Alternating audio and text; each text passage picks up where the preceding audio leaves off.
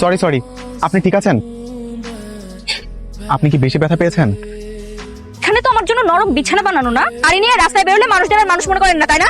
আমি না দেখে শুনে চালাচ্ছিলাম, আপনি তো অন্ধের মতো কানে হেডফোন দিয়ে ঘুরে বেড়াচ্ছেন। আপনার মতো বড় লোকের বকে যাওয়া ছেলেদের জন্য না এখন অ্যাক্সিডেন্ট বেশি বেশি হয়। একদম নিজের দোষ আমাদের উপর চাপাবেন না, অভদ্র মহিলা কোথাকার। মহিলা? এই মেয়ে, আমার এই গাড়ির পিছনে কিসের জন্য শব্দ হইতেছে? এটা ঠিক করে দাও। আপনি ভাবলেন কি করে যে আমি আপনার গাড়ি ঠিক করে দেবো? হ্যাঁ, কেন ঠিক করবো না কেন? আমার ইচ্ছা।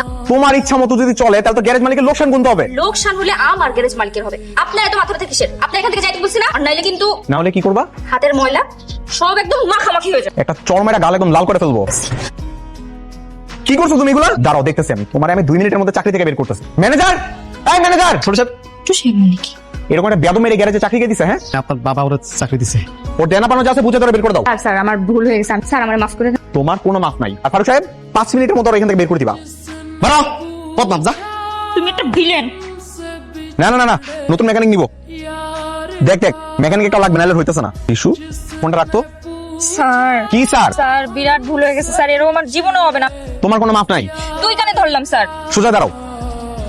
আজকে সকালবেলা যে বেয়াদবিটা করছো না, ওটার জন্য আমি তোমার আগামী 15 দিনের স্যালারি কাটবো, যাতে ভবিষ্যতে এরকম ভুল তোমাকে দেওয়া না হয়। এটা কোনো কথা স্যার? যদি এরকম ভাবে কাজ করতে ইচ্ছা করে গ্যারেজে চলো, নাহলে এই যে রাস্তা ভাগো।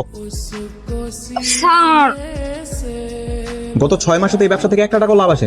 আমরা তো আমগো মতো চেষ্টা করে যাইতেছি স্যার। ঠিক আছে, বুঝলাম চেষ্টা করে যাচ্ছেন, তো এরকম ভাবে তো লোকসান দিয়ে ব্যবসা করা সম্ভব না। তাহলে কি করবো স্যার? আপনি ওখানে যারা কাজ করছে সবাইকে বলে দিন এটা বন্ধ করে দেওয়া হবে। আমাদের গ্যারেজে অনেক লোকসান হচ্ছে, কারণে আমাদের বস বলেছে গ্যারেজ বন্ধ হয়ে যাবে। কি কোন তাই বলে গ্যারেজ বন্ধ করে দেবে? না, আমি স্যারের সাথে কথা বলছি।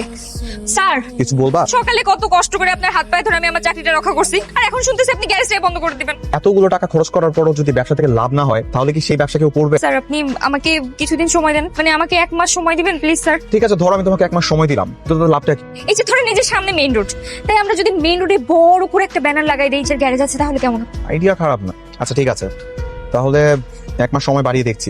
Thank you so much sir, আপনি অনেক ভালো। আর তোমার নাম জানো কি? পায়েল স্যার, পায়েল। পায়েল। ভালো করে মন দিয়ে কাজ করতে হবে। যদি গ্যারেজটা থাকে তাহলে কিন্তু তোমার জন্য মঙ্গল। কেমন? জি স্যার। আরে ঠিক করে ব্যানারটা লাগান যেন বাতাসে উড়ে না যায়। তোর কি মনে হয় যে এই ব্যানার দেখে এই লোকজন আমগো গ্যারেজে আইবো? আসবে রে ফারুক ভাই, আসবে। এখন অনেক কাজ বাকি আছে, সেই ছোট ব্যানারগুলো কই? কি ব্যাপার, কি হচ্ছে এখানে? স্যার স্যার এই যে ব্যানার লাগাচ্ছি।